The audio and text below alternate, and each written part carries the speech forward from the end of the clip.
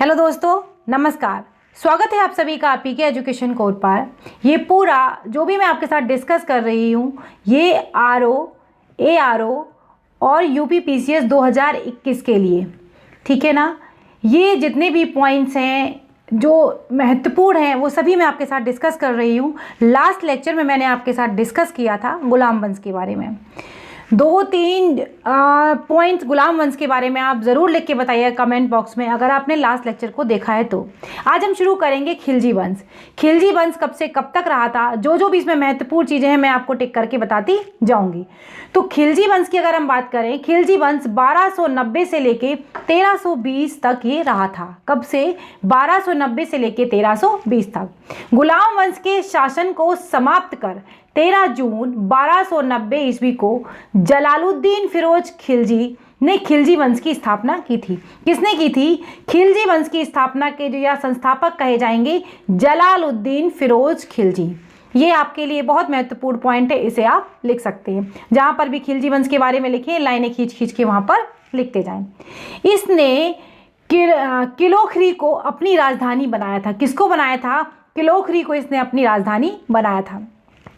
जलालुद्दीन की हत्या 1296 ईस्वी में उसके भतीजा व दामाद अलाउद्दीन खिलजी ने कड़ा मानिकपुर में कर दी थी। इसका जो कौन था, भतीजा भी था और इसका दामाद भी था, इसी ने इसकी क्या कर दी थी? हत्या कर दी थी। और इसके बाद गद्दी को हथियाने के लिए उसका मेन उद्देश्य यही था कि उसे किसी भी तरीके से गद्दी मिल जाए। लेकिन जब उसने हत्या कर दी और जब धोखे से क्या हुआ था, वो गले मिला था, अपने चाचा के गले मिला और उसके बाद उसने क्या किया, इसने इसको चाकू मारकर हत्या कर दी थी। हुआ क्या था, जब ये छोटा था तो इसके पिताजी की हत्या हो चुकी थी या वो नहीं रहे थे, तो इसी ने इसका पालन पोषण किया था। और बाद में जलालुद्दीन की हत्या भी इसी के द्वारा कर दी गई थी। किसके द्वारा? अलाउद्दीन खिलजी के द्वारा।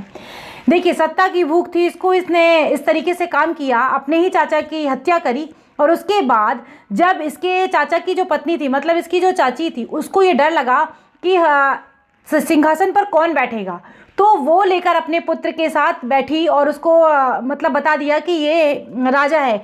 लेकिन उसके बाद भी क्या हुआ, इसको उस समय ये कहाँ था? कड़ा मानिकपुर में ही था। इसको उस समय पर बहुत ज़्यादा चिंता हुई और ये वापस आया। और इसकी जो चाची थी या जो उसका बेटा था, उन्होंने समझा कि हम इसका विद्रोह नहीं कर पाएंगे और ना ही इसके सामने हम किसी भी तरीके से टिक पाएंगे, तो उन्होंने उसको छोड़ दिया था और इसको इस तरीके से राजगद्दी मिल गई थी। तो कड़ा मानिकपुर प्रयाग में था और क्या हुआ था, वहाँ पर इसने हत्या कर दी थी। 22 अक्टूबर 1296 में अलाउद्दीन दिल्ली का सुल्तान बना था। कब बना था? 1296 में। कई बार पूछ लिया जाता है कि अलाउद्दीन जो था वो दिल्ली का सुल्तान कब बना था, तो ये बना था कब? 1296 में, 22 अक्टूबर 1296 में। अलाउद्दीन के बचपन का नाम क्या था? ये भी एग्जाम में पूछा जाता है। इसके बचपन का नाम था अली तथा गुरसाप। इसका नाम क्या था? गुरसाप। अलाउद्दीन खिलजी ने सेना को नगद वेतन देने एवं स्थायी सेना की नींव रखी थी।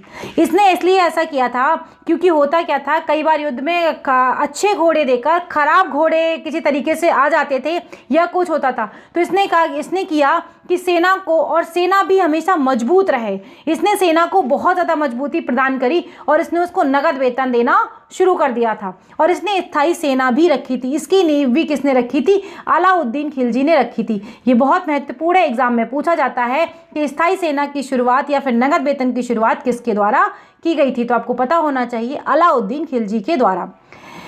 अब दिल्ली के शासकों में जो अलाउद्दीन था, इसके पास एक विशाल और सबसे स्थायी एक सेना थी। घोड़े दागने एवं सैनिकों का हुलिया लिखने की प्रथा की शुरुआत भी अलाउद्दीन खिलजी ने ही की थी। ये सभी वो पॉइंट्स हैं जो एग्जाम में यहाँ से क्वेश्चंस बनते हैं और पूछे जाते हैं। तो हुलिया जो क्या था, घोड़ा दागने की प्रथा बताया मैंने आपको कि इसने क्यों शुरू करी थी, ताकि घोड़ों का किसी भी तरीके से आदान प्रदान या एक्सचेंज ना हो सके, कहीं अच्छे घोड़ों की जगह पे खराब घोड़े ना आए। और सैनिकों का हुलिया भी लिखने की प्रथा इसने करी थी। ऐसा ना हो, इसने क्या किया था, अपने सगे संबंधी, व्यवहारी, इन सब से ऊपर उठकर इसने काम किया था और इसने योग्यता के आधार पर सैनिकों को रखा था। तो सैनिकों का किसी भी तरीके से फेर बदल ना हो सके, उसके लिए इसने इसने हुलिया लिखने की प्रथा की भी शुरुआत अलाउद्दीन खिलजी के द्वारा करी गई थी। अब और पॉइंट जानने से पहले थोड़ा सा हम जान लेते हैं अमीर खुसरो के बारे में, क्योंकि अमीर खुसरो का नाम भी इनसे जुड़ा हुआ है। देखते हैं कैसे। अमीर खुसरो का मूल नाम मोहम्मद हसन था, एग्जाम में पूछा जाता है। इनका जन्म पटियाला के पश्चिमी उत्तर प्रदेश में बदायूं के पास हुआ था। 1253 ईस्वी में हुआ था। खुसरो प्रसिद्ध सूफी संत शेख निजामुद्दीन औलिया के शिष्य थे। जो सूफी संत थे वो कौन थे? खुसरो जो थे वो प्रसिद्ध सूफी संत शेख निजामुद्दीन औलिया के शिष्य थे। यह बलबन से लेकर मोहम्मद तुगलक तक दिल्ली के सुल्तानों के दरबार में रहे थे। कब से लेकर कब तक की बात करी जा रही? बलबन से लेकर मोहम्मद तुगलक तक ये दिल्ली के सुल्तानों के दरबार में भी रहे थे। इन्हें तोतिए हिंद के नाम से भी जाना जाता है, जिसे भारत का तोता भी कहते हैं। सितार एवं तबले का आविष्कार का श्रेय, ये पूछा जाता है कि सितार और तबले के आविष्कार का श्रेय किसे दिया जाता है, तो ये दिया जाता है अमीर खुसरो को ही दिया जाता है। तो कुछ महत्वपूर्ण पॉइंट आपने अमीर खुसरो से भी संबंधित समझे। अब देखते हैं अलाउद्दीन खिलजी ने बहुत कड़े प्रतिबंध और बहुत चीज़ों में बदलाव किया था। तो उसने उसी बदलाव के तहत भू राजस्व की जो दर थी उसको बढ़ाकर उपज का कितना कर दिया था? 50%, मतलब 1/2 भाग कर दिया था। इसने खम्स जो होता था क्या? लूट का धन, जो भी लूटपाट होती थी उसमें जो धन बचता था उसको खम्स का धन कहा जाता था। इसमें सुल्तान का हिस्सा जो था 1/4 भाग के स्थान पर इसने कितना कर दिया था? 3/4 भाग कर दिया था। इसने बहुत सारे परिवर्तन किए थे। इसने व्यापारियों में बेईमानी रोकने के लिए कि किसी भी तरीके की जो बेईमानी है, कम सामान की जगह ज़्यादा सामान ना हो, इन सब चीज़ों के लिए इसने कम तौलने वाले व्यक्ति के शरीर से मांस काटने का आदेश दिया था। जितना कम अगर किया हो तो उतना उसके शरीर से मांस निकाल लिया जाए। इस तरीके की प्रथा भी इसी ने शुरू करी थी। कितना मतलब खतरनाक है, लोग वैसे ही डर जाएंगे।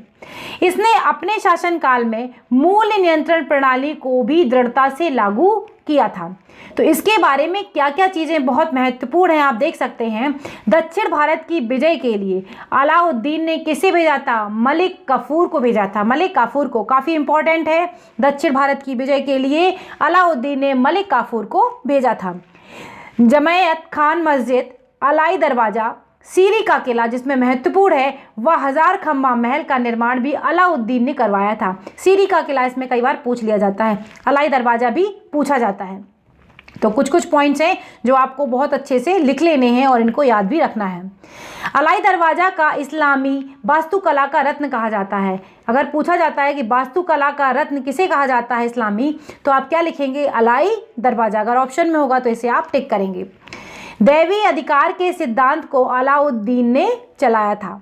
सिकंदर ए सानी की उपाधि से स्वयं को अलाउद्दीन खिलजी ने विभूषित किया था। किससे किया था? सिकंदर ए सानी। ये आपको याद रखनी है कि अलाउद्दीन खिलजी ने अपने आप को सिकंदर ए सानी की उपाधि से स्वयं को विभूषित किया था। तो कुछ पॉइंट्स हैं जो काफ़ी इंपॉर्टेंट हैं और काफ़ी इंटरेस्टिंग भी हैं। थोड़ा इसकी बाजार नियंत्रण के लिए भी देख लेते हैं क्या क्या किया था। बाजार नियंत्रण करने के लिए अलाउद्दीन खिलजी द्वारा बनाए जाने वाले नवीन पद जो थे वो क्या क्या थे? दीवाने रियासत, बहुत बार पूछा गया है, आप देखिएगा बुक उठा के, आपको बहुत बार मिलेंगे। यह व्यापारियों पर नियंत्रण रखता था। यह बाजार नियंत्रण की पूरी व्यवस्था का संचालन करता था। किसी भी तरीके से बाजार व्यवस्था में कोई गड़बड़ी नहीं होनी चाहिए। शाहना ए मंडी, इसमें भी एक अधीक्षक होता था जो इसका पूरा संचालन देखता था। बरीद जो होता था वो बाजार के अंदर घूम घूम कर उनका निरीक्षण करता था, कहीं पर कोई चीज़ की कमी तो नहीं है। और एक और था मुहियान या गुप्तचर, इसने ये अभियान चलाए थे। बहुत ही ज़्यादा इसके महत्वपूर्ण अभियान थे ये। इसने गुप्त सूचना प्राप्त करता था, उससे किसी भी तरीके की कोई भी इंफॉर्मेशन इससे ना लीक हो पाए, इसके मतलब ऐसा ना हो कि इसे ना पता चल पाए। इसने बहुत सारे अभियान इस तरीके के चलाए थे कहीं पर भी, ताकि कोई विद्रोह ना उत्पन्न हो। बहुत सारी चीज़ों पर इसने बहुत ज़्यादा ध्यान दिया था। इसने अमीरों को भी, जो अमीर हुआ करते थे गुलाम वंश के टाइम पर, उनको भी इसने इस तरीके से किया था कि वो ना मिल पाए, आपस में समारोह भी ना कर पाए। इस तरीके के काम भी इसने किए थे। अलाउद्दीन ने मलिक याकूब को दीवाने रियासत नियुक्त किया था। पूछा जाता है मलिक याकूब को दीवाने रियासत किसने नियुक्त किया था? तो अलाउद्दीन खिलजी ने। अलाउद्दीन द्वारा नियुक्त परवाना नवीस नामक अधिकारी वस्तुओं की परमिट जारी करता था। जो वस्तुएं हुआ करती थी उनके लिए क्या करता था, परमिट जारी करता था। सायना मंडी, यहाँ खादानों को बिक्री हेतु लाया जाता था। जो भी मतलब चीज़ें होती थी खाने पीने वाली, उनको बेचने के लिए यहाँ पर लाया जाता था। सराय ए अदल, यहाँ वस्त्र, शक्कर, जड़ी बूटी, मेवा, दीपक या तेल, अन्य निर्मित वस्तुएं बिकने के लिए भी आती थी। अलाउद्दीन खिलजी की आर्थिक नीति की व्यापक जानकारी जियाउद्दीन बर्नी की कृति काफ़ी महत्वपूर्ण है। जियाउद्दीन बर्नी जो थे, उनकी जो कृति है तारीख़ फिरोज शाही से हमें मिलती है। किससे मिलती है? तारीख़ फिरोज शाही से। खजाइनुल फतेह अमीर खुसरो, रिहला इब्न बतूता एवं यहाँ पर है फतुह से तालीम इसामी की कृति है। ये जो कृतियाँ हैं कई बार एग्जाम में ये भी पूछ ली जाती हैं। मूल नियंत्रण को सफल बनाने में मुहत से मतलब सेंसर एवं नाजिर जो था, नाप तौल का अधिकारी हुआ करता था, इसकी बहुत ही बड़ी महत्वपूर्ण भूमिका हुई थी। आपको देखा ना आपने किस तरीके से बाजार नियंत्रण प्रणाली उसने करी थी कि कोई व्यक्ति अगर जरा भी कम देता है तो उससे उसके शरीर के बराबर का पूरा मांस निकाल लो। राजस्व सुधारों के अंतर्गत अलाउद्दीन ने सर्वप्रथम मलिक, इनाम एवं कफ्त, कौन कौन थे? मिल्क और इनाम एवं वक्फ थे, के अंतर्गत दी गई भूमि को वापस लेकर उसे खालसा भूमि में बदल दिया था। खालसा भूमि वो भूमि होती थी जो सरकारी भूमि हो जाती थी। मतलब ये क्या करता था, क्योंकि किसी भी तरीके के विद्रोह ना हो, क्योंकि जो जिनके पास जमीन हुआ करती थी या जो आगे थोड़ा और बढ़ जाते थे वो विद्रोह करने लगते थे। तो किसी भी तरीके से इसने क्या किया कि राजस्व सुधारों के अंतर्गत इसने अलाउद्दीन ने सर्वप्रथम मिल्क और इनाम एवं वक्फ के अंतर्गत जो भूमि से दी गई थी लोगों को, वो सब इसने वापस लेकर उसे खालसा भूमि में बदल लिया। मतलब वो सभी की सभी भूमि सरकार के पास इसने ले ली थी। अलाउद्दीन खिलजी के द्वारा लगाए जाने वाले 2 नए कर थे, बहुत इंपॉर्टेंट हैं, चराई कर और गड़ी कर। ये दोनों के दोनों एग्जाम में पूछे जाते हैं। चराई कर था दुधारू पशुओं पर लगाया जाता था, जिन पशुओं से दूध मिलता था उन पर ये लगाया जाता था। और गड़ी कर जो होता था घरों एवं झोपड़ियों पर, मतलब हाउस टैक्स जो कहें अगर आज के टाइम में, तो वो भी इसके द्वारा ही लगाया गया था। 2 नए कर इसके द्वारा लगाए गए थे। अलाउद्दीन खिलजी के शासनकाल में 1297 से 1306 ईस्वी तक मंगोलों ने 6 बार आक्रमण किया। ये इंपॉर्टेंट फैक्ट है और पूछा जाता है कि मंगोलों ने 6 बार आक्रमण किसके टाइम पर किए थे? तो अलाउद्दीन खिलजी के टाइम पर किए थे और इसने कई बार आक्रमण रोकने में ये सफल रहा था। प्रथम आक्रमण जो हुआ था 1297 ईस्वी में कादर खां के नेतृत्व में। दूसरा आक्रमण जो हुआ था वो हुआ था 1298 ईस्वी में सल्दी के नेतृत्व में। और तीसरा आक्रमण जो हुआ था 1299। ये बहुत महत्वपूर्ण नहीं है, इतनी चीज़ें नहीं पूछी जाएंगी क्योंकि ये बहुत ज़्यादा डिटेल में हो जाएगा। तो अगला था कुतलुग ख्वाजा के नेतृत्व में। और चौथा आक्रमण था 1303 में तारगी के नेतृत्व में। 5वां आक्रमण था 1306 ईस्वी में अली बेग और तारता के नेतृत्व में। और छठा आक्रमण था 1306 में कबक एवं इकबाल मंद के नेतृत्व में हुआ था। ये तो बहुत ज़्यादा डीप में हो गया, अगर ये पूछ लेगा तो बहुत ही कम लोग ठीक कर पाएंगे और ये शायद याद भी इतने आसानी से नहीं रखा जाएगा। अलाउद्दीन खिलजी की जो मृत्यु हुई थी वो 5 जनवरी 1316 में हुई थी। ये इंपॉर्टेंट फैक्ट है, आप इसको लिख सकते हैं। कुतुबुद्दीन मुबारक खिलजी 1316 ईस्वी को दिल्ली के सिंहासन पर बैठा था। इसे नग्न स्त्री पुरुष की संगत पसंद थी। कैसे कैसे लोग हुआ करते थे उस टाइम पर भी देखिए। मुबारक खिलजी कभी कभी राज दरबार में स्त्रियों का वस्त्र पहनकर आ जाता था। अब बताओ ऐसे राजा अगर काम करेंगे तो कैसे काम चलेगा। कभी कभी राज दरबार में खुद ही लड़कियों के कपड़े पहन के चला आ रहा है। बर्नी के अनुसार मुबारक कभी कभी नग्न होकर भी दरबारियों के बीच दौड़ा करता था। इसका मतलब वो पागल था। मुबारक खान ने खलीफा की उपाधि धारण की थी। किसकी उपाधि धारण की थी? मुबारक खान ने खलीफा की उपाधि धारण की थी। अजीब खलीफा था। और इसके बाद मुबारक के वजीर खुसरो खां ने 15 अप्रैल 1320 को इसकी हत्या कर दी थी। जो मुबारक के वजीर खुसरो थे इन्होंने 15 अप्रैल 1320 को इसकी हत्या कर दी थी और स्वयं दिल्ली के सिंहासन पर बैठा था। खुसरो खां ने पैगंबर के सेनापति की भी उपाधि धारण की थी। देखिए इसमें जो भी फैक्ट्स मैंने आपके साथ डिस्कस किए हैं ये सभी के सभी एग्जाम के लिए बहुत ज़्यादा महत्वपूर्ण है। इनको कम से कम आप 1 से 2 बार रिवाइज ज़रूर करें और अगर हो सके तो इनको कहीं पर नोट कर लें। जैसे आप खिलजी वंश लिखते हैं, आगे पढ़ाऊँगी पढ़ाऊंगी मैं तुगलक वंश। इससे पहले मैंने गुलाम वंश पढ़ाया था। तो खिलजी वंश आपने लिखा, खिलजी वंश में आप ऐसे लिखिए, इसके संस्थापक कौन थे, कब से कब तक इनका शासन चला था, क्या क्या इसने सुधार किए थे और क्या क्या कौन कौन से नए टैक्स लगाए थे, इसके बारे में जो भी महत्वपूर्ण पॉइंट्स हैं वो सारे के सारे वन लाइनर इस तरीके से लिखते जाएंगे। अगर आप ऐसे लिख लेंगे तो मुझे लगता है कि आपका कोई भी क्वेश्चन गलत नहीं होगा, और ऐसे करते करते आपको धीमे धीमे ये सारी चीज़ें फिर याद हो जाएंगी। तो वीडियो कैसा लगा प्लीज़ ज़रूर बताएं कमेंट बॉक्स में, और चैनल पर नए हैं तो सब्सक्राइब कर लीजिएगा। वीडियो देखा और अगर आपको अच्छा लगा है तो कहने की ज़रूरत नहीं है, लाइक और शेयर ज़रूर कर लें। अगले वीडियो में फिर मिलेंगे, तब तक के लिए बाय बाय दोस्तों, नमस्कार।